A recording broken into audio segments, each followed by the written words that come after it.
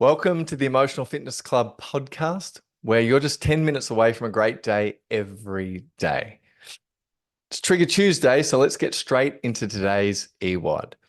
But first, the Emotional Fitness Club is launching on November 6th, and we're offering a very limited foundation offer. That means it's a one price for life membership. No subscriptions, you pay once, and your emotional fitness is covered for the rest of your life. Imagine never having to pay for your physical gym membership again. Soon, we're going to be training our emotional fitness every day because it is so important. And if you get in first, that's you covered. So to take advantage of this offer, go to www.emotionalfitnessclub.com and make sure you get on the VIP list before November 6th. Our prompt is, who in your life has played the role of the comparer or the judge? And how has this negatively affected you? This is something I see a lot in clinic. And of course, the number one critic of ourselves, the number one inner is our ego, right? We have this little section, whether it's the inner critic or the inner judge, we compare ourselves, we're envious to others. We're looking, when we talk about serotonin levels in our brain. Now, serotonin is our social status neurotransmitter. So regardless of if you're aware of it or not, in every single friendship group, work group, social group, etc., your body has already decided where you sit in the tribe, whether you're at the top in the group, whether you're at the bottom.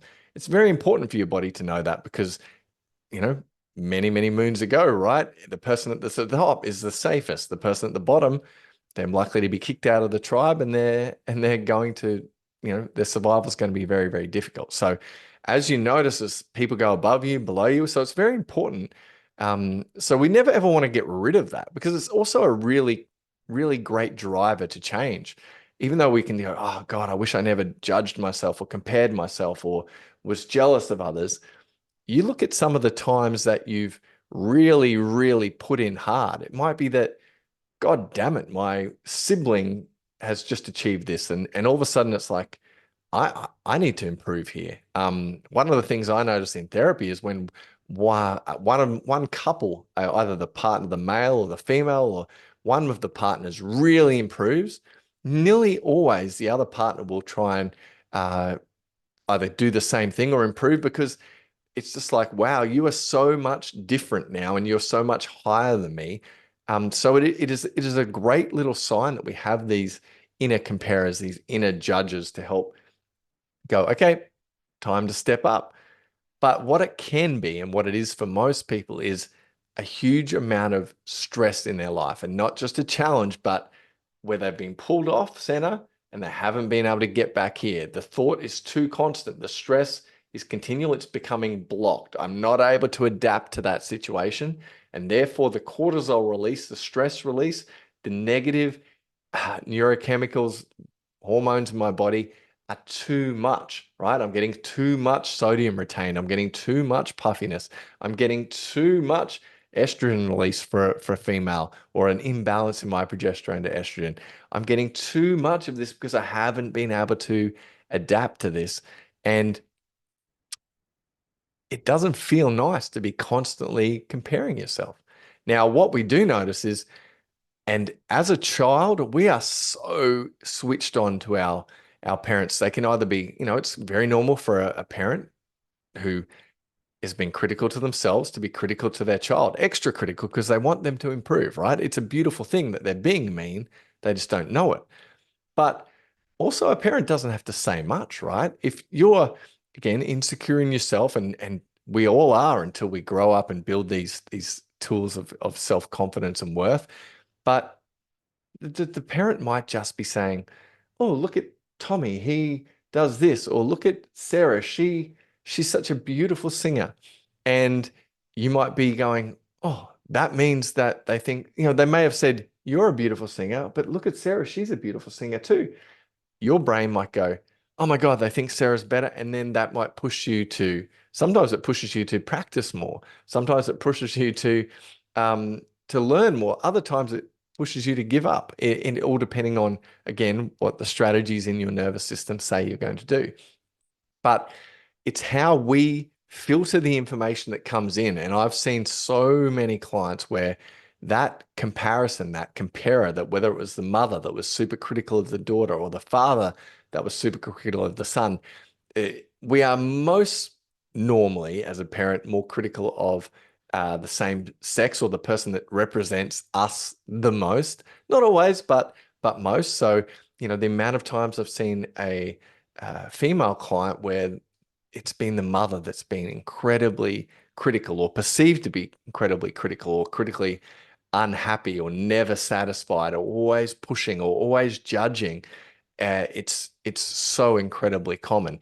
I never felt accepted, never felt seen, never felt heard, never felt um, loved, or really accepted by her because I just was never good enough. Now, in actual fact, deep down, we know that the mother just loves her so much that, and her strategies in life is, well, that's what I do to myself. When I'm not good enough, when I feel like that, which obviously I do because that's, we have to externalize, if we squeeze an orange, apple juice doesn't come out, orange juice comes out. So if I'm incredibly mean to myself and critical of myself and compare myself to everybody, when the stress is on, when I'm getting triggered by my daughter or my child, yep, the orange juice comes out. So I'll be critical of them, right? Because I'm only wanting the best for them. But so anyway, back to our prompt. And I hope this has been a useful understanding.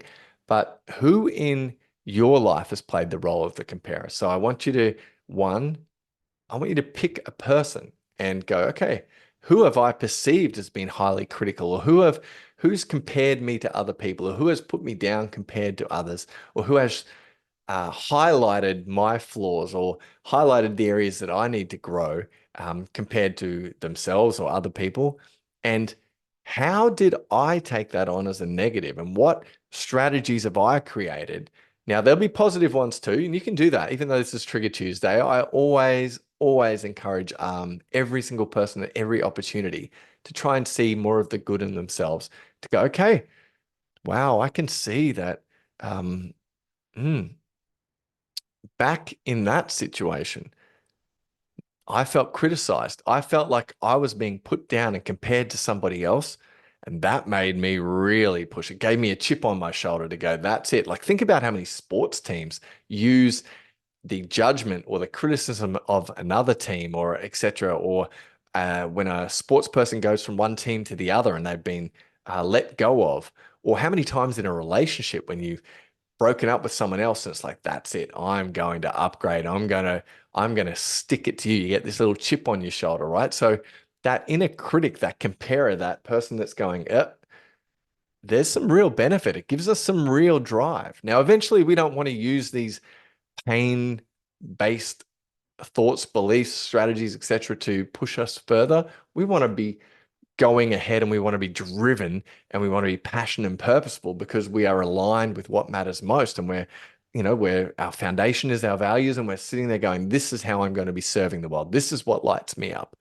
But initially, I'd say all of us, I'm very, well, I haven't seen any clients anyway that come in and that are just naturally based like that. We all start from a highly critical, highly negative, highly comparative way of self-motivation, right? We're more likely to whip our donkey than to give it some carrots. And so we understand that that's beneficial. What we're doing here at Emotional Fitness Club, and where we're using these E-WODs and these glimmer-based E-WODs, is to just provide some more balance.